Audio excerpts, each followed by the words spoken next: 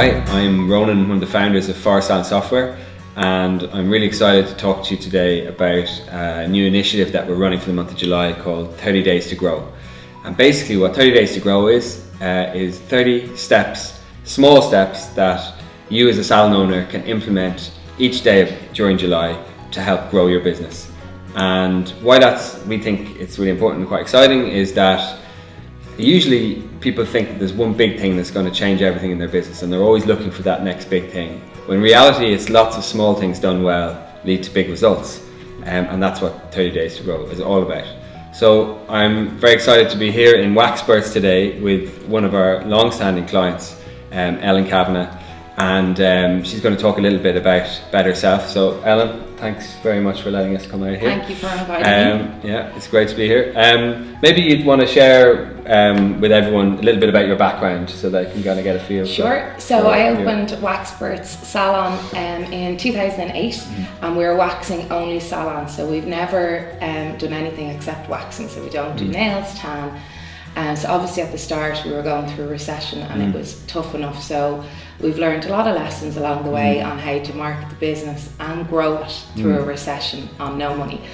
And then in 2012 we expanded the company, and we became a training and distribution company, so that we sell our product, our wax, all over the country, nationwide, in the UK and into Europe and abroad. And lots of different types of salons as well, right? Like, so yeah, absolutely. Yeah, we're still one of the only kind of waxing only salons.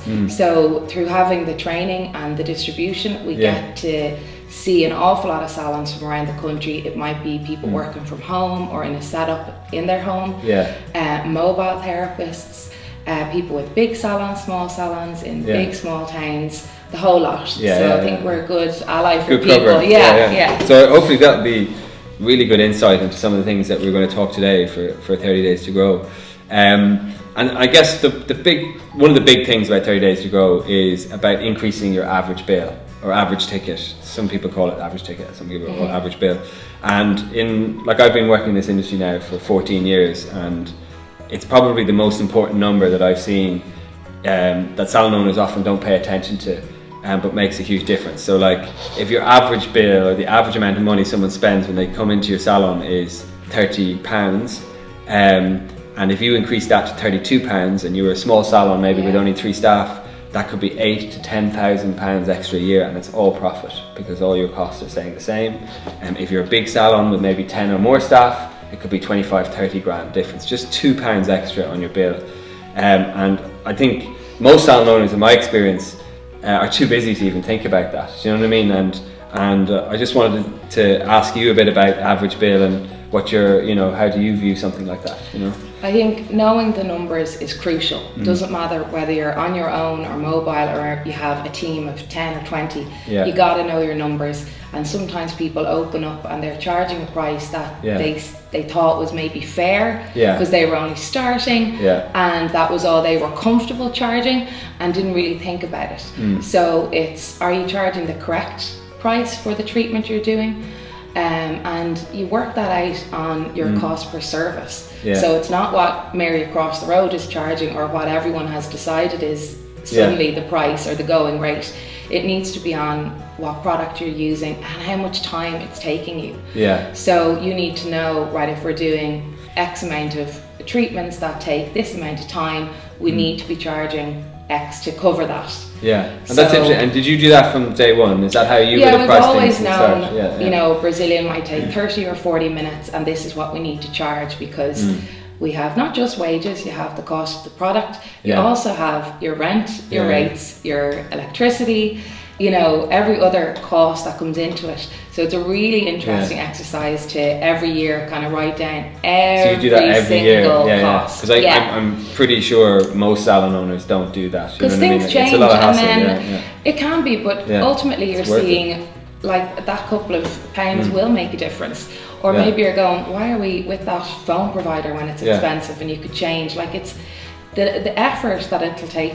Well, like one day it's 10 grand a year. That, like one day is worth 10 grand. I mean, it's a small salon, of course. Absolutely, and even down to your kind of consumable supply. So checking, tissues or wax strips or spatulas. These are things you're using in bulk. You need to be getting the best price. And don't be afraid to ring up places and ask for their best price, or maybe if you buy stock in a larger quantity, you can get your cost price down. So you need to be looking at it across all areas, not just everyone's doing shellac for 20, so will I. Like, no, that's not how it works. And don't be afraid to be the most expensive. There's nothing wrong with that either if you are given the best. So there's a lot of those things there individually can be some of these steps in 30 days to grow, and that absolutely. And I think if you break it down like that in the 30 days, nobody wants to come in on a Monday and think, right, I'm going to go through all the suppliers and ring them. Like, nobody wants that job. But if you just took like one thing maybe a day, just said, right, I'm going to check that and we always get 3 quotes. It's just the easiest. Compare your 3 and go with that. And you'd be surprised. You'd have it done then in a month. You're coming into the winter, and it all adds up. This is the thing. This is some of the things we're going to do on it. Is like, so don't worry, you'll be getting these in by email and everything each day during the campaign. But today, let's go and get one supplier. Let's find some options to get that down. This isn't all stuff you need to do if you're the salon owner. Your team. Delegate to your team. Absolutely. And they want, you obviously have a great team here, and everyone, whenever you meet people from Waxperts, they're always so engaged about the business. That's great to hear. And are they, clearly, we saw you having your team meeting here earlier, and everyone looked really engaged, which is fantastic. So is that like delegating these tasks out to them helps them be more part of it? We're lucky we do have a great team. We also have like a management team as well, so people know kind of their role clearly. But we're very open in the team of any of the challenges or any ideas that we might have. So we would be very open with our whole team on stuff like costs, or like everyone knows how much they need, what the target is each week, each month. And what they need to bring in their column. So we're open with that. So I don't think keeping all the financial detail, to the owner or to the manager is a great idea either, because people don't know, and if they don't know, they're not going to realize that if I overuse a load of facial product, that actually is a huge cost to the business. I'm not talking about scrimping on things either, but it's just that knowledge gives people that little bit of responsibility to work maybe cleverly, and people want to be praised, and if they can get in that extra eyebrow, wax when somebody's getting another treatment done, and that there's that sense of achievement as a team. There's another kind of task. Like today, can everyone see? Let's see if we can just get one extra little service in just today, and just try it one day. Absolutely, and the biggest thing with trying to add on treatments is just asking the client and talking to the client. They're coming in anyway, so no matter what client is coming into your salon, they've committed in their head they're spending money. So whether they're spending it on their manicure, it's likely they would take another treatment, or they might buy some retail. They're ready to spend if they're in a salon, especially when they're in a salon that does lots of other things. It's a great place to be. We have a challenge of we just do waxing, and it's not the sexiest thing. So it's to say to everyone who's watching as well, because I know obviously Ellen's speciality is waxing, but everything you've said applies to every other type of salon, including especially hair salons as well. Sometimes the same thing. It's easier when you have a great menu of treatments and lovely things. It's a lot easier. We're kind of stuck and pigeonholed in a little bit where it's more challenging. We have to be a little bit clever. But especially with hair, like who doesn't want a gorgeous treatment in their hair when they're getting something? Sure, lying there anyway. Exactly. It's just about approaching the client and asking them. And everything you said before that, even like figuring out your costs as well. That applies to every type of salon. Absolutely. Because everyone has rent, everyone has rates, everyone has staff, everyone has all those costs, and then everyone uses products. All the things you just take for granted. And people don't think about it. So it's worth. So there's one thing. Take a day out and figure that out. Make the list and then check something off at each day. I think for the utilities at least. I'm just going to write that down here. Actually, it's so good. We're going to be getting that one out there, lads. So moving on just a little bit from that, one of the things that a great way, like one of the more obvious ways of increasing your average bill is to sell more retail, because you know, if you either sell the retail or you don't, it doesn't take any time to sell it or not. A staff member doesn't have to work for 30 minutes to sell that retail. So what's your kind of thoughts around that? You know, every salon needs to be selling retail. That's the bottom line. And you know, people can't be too shy or, you know, just trying to ignore the fact that this is a massive part of the business. As you were saying, it's a huge you know, huge financial gain for the salon, especially hair salons. I mean, they have so much retail that they can be selling, and people need the product to maintain whatever treatment they come in for. They will need something that you have to maintain it.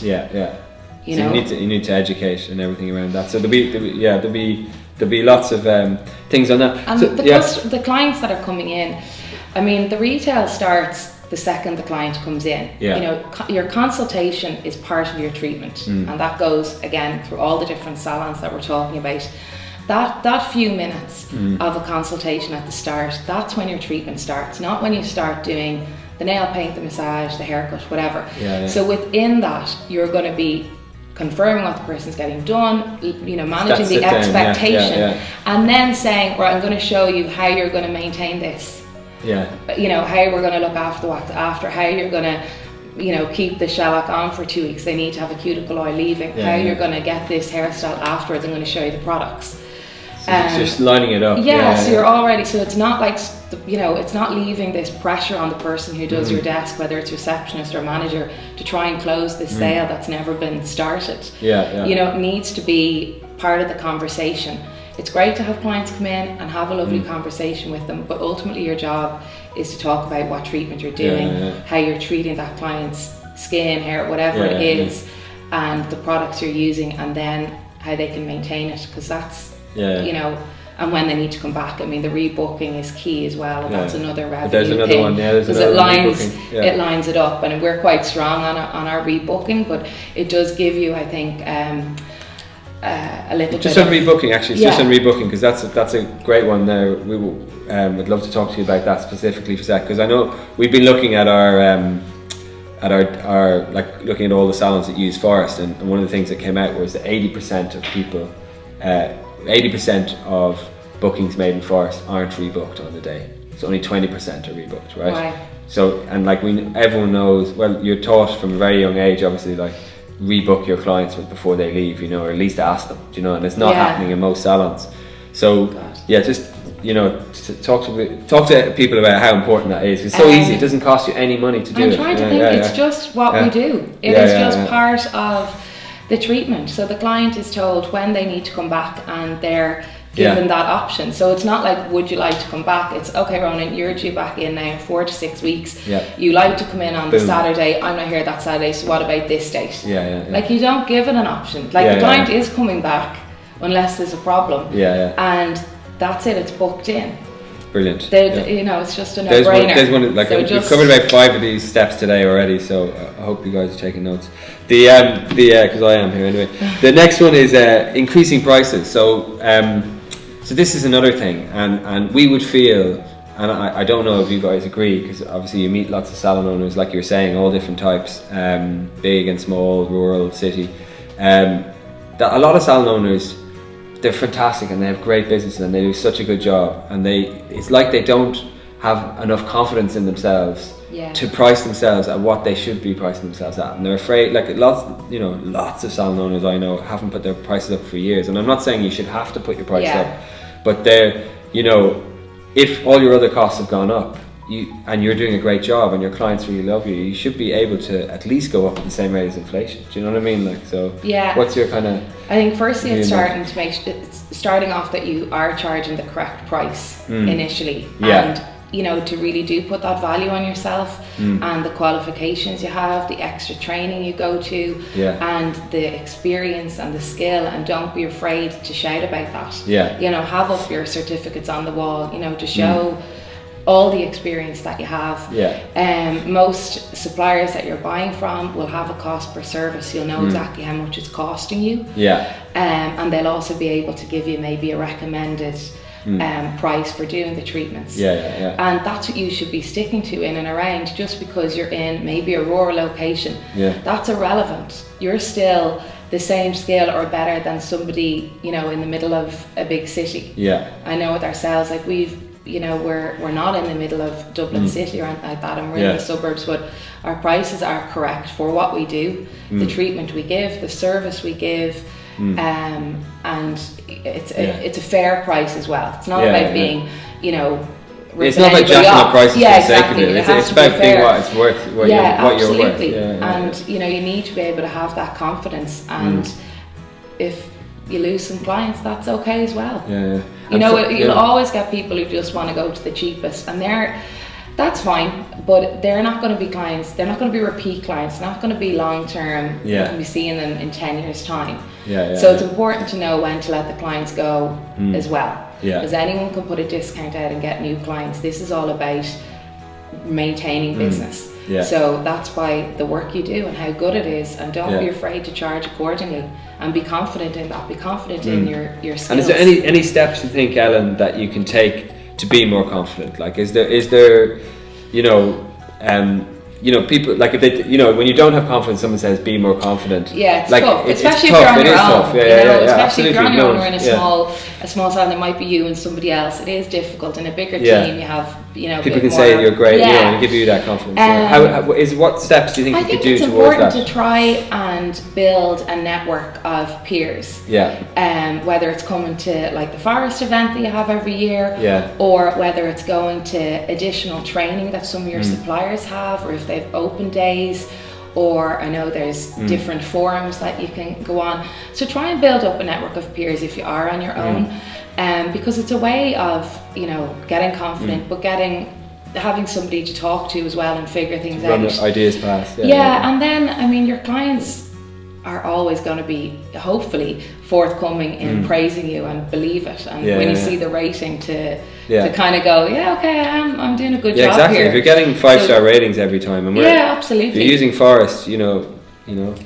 most of you guys are, so you know, you really believe that. They're not giving you that for a joke, you know, they mean it. And I think definitely upskilling as much as you can in every area is a brilliant way to get confidence. You know, you just can't do your course 1 year and then go never do another course, and you're in the business 20-30 years. Like, that's just crazy. You know, even attend trade shows, you know, just to get to know even suppliers that you already buy from, but just to feel a part of something. You know, you're not on your own there either. So that could be a step, like go and book in some more training for yourself. And that's an action that's going to lead to more. Like a local enterprise office, there could be local, you know, different events on. There's loads of women in business ones. I do have to hold my hand up and go, we're pretty spoiled now with the women in business. You don't ever hear about the men in business ones being shouted about as much. But there is a lot of, you know, it's great though. There's a lot of events like that. And that's worth it, and it's a, you know, it's a legitimate business expense and thing that you need to do. This isn't kind of optional. So get involved in one of those in your area, because they're everywhere now, and every town has one. It's brilliant. Like just some a couple of other random questions here that are related to 30 Days to Grow, but there's a lot of discounting generally, right? So we've come out of a period of deep discounting, right? And there's still a lot of it around. And funnily enough, I know, like, you know, people in the cities sometimes have more confidence, but then there's people in the cities that actually, because of the competition, they discount even more. You know, sometimes you see that. What do you know, some salons say they never discount. Do you know, and then do you discount in your salon? And if you do, is there a way you do? Or, you know, is there a positive way to do it? I feel doing discounts like that, it's just going to be a race to the bottom. Because someone will do a discount local to you, and then either you'll feel you have to match it, and then they never go back up. So now everybody's losing out. I think there's clever ways to do it, and I think you need to figure out, why are you discounting? Is it because you're feeling pressure from competition? or is it because you have nothing in your books and you need to get bodies in the door? So there's two different things. If you're feeling pressure from the competition, you need to up your game. You need to look at, well, why are they going there? And be really critical. Open the door. Be the last thing you do. Open the door of your salon and go through it, you know, looking at everything. Is it dusty? Is the place, does it need paint? Does it need to be spruced up? The flower is nice. Like, are you giving it every bit of detail? And you know, you're looking at everything you can be. Are your treatments great? Are your staff great? You know, you really need to look at your own business then. Maybe go to somewhere that you know is fantastic and see what they're doing, you know, so you can get inspired again. If it's a case where you've nobody coming in the doors, I think there are other ways to do it maybe than just discounting. So maybe putting packages together where people might be able to try something else. I know with the loyalty, it's the similar, it's a similar kind of concept, idea. So that's a good way. So somebody who definitely comes in to get nails, that, you know, part of the package is something to try out. The referrals, I mean, for waxing, it's very hard to advertise. I mean, we can't, you know, we can't put up before and after pictures on our Facebook page, so we have to get creative. So for waxing, it's still a word of mouth business, and you need to ask your clients. You need to say, if you're happy, tell your friends. You know, I still have a few, you know, slots available, and I'm still able to take a few more clients. So if you do know anybody, you know, and take a note of it, maybe you can reward the and you can do open days or things. You can do some other things just to get people to do you can do loads of things. And then just keep active on your social media. Keep plugging away and asking, you know, friends and family to share it. Local businesses, you know, to try and get in that. And if you are quiet and you do have somebody in, offer to do an additional treatment, even complimentary, while they're in, because those things aren't forgotten. But it's when you're really deep discounting or just giving away stuff for free, it holds no value to the person receiving it. It's nothing to them. Whereas when it's maybe a gift, or it's partially discounted, or there's something special about it, you feel a bit like, oh wow, okay. Brilliant. There's probably more than 30 things just in this talk alone. So a final question, Ellen, is just about the industry generally, because this is about the industry kind of getting together to work on themselves, you know what I mean, like us, salons, yourselves, everybody.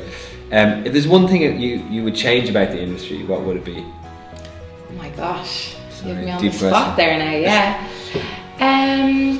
I think it would be to try and have some kind of standardization, I suppose, and some level that everybody is aiming towards, and is I like that. Maybe in the US it's easier because each state has a license, and you need to, you know, everybody goes by the same rules, whereas in the UK and Ireland especially, there isn't really anything. So I think if we could agree on a few, you know, standards, that'd be. It's good for everybody. Yeah, because it ups. Of course, it's up in the ante, and you're raising the bar, but like that's good for everybody. Yeah, that raises the value of what you're providing as well. Absolutely, it'll help with prices. It helps with, you know, it helps the great salons stand out, and I think it's maybe if people have gotten a little bit lazy, it helps them kind of get spurred on again. Give them that. And it's good for people coming up through the industry that they know that they're trying to do the absolute best. And that there's kind of a gold standard. So that was really well answered. Only one of the things. That's brilliant. So well, look, thanks a million, Ellen. That was fantastic. And we'll be talking to you again very soon about some other stuff for 30 Days to Grow.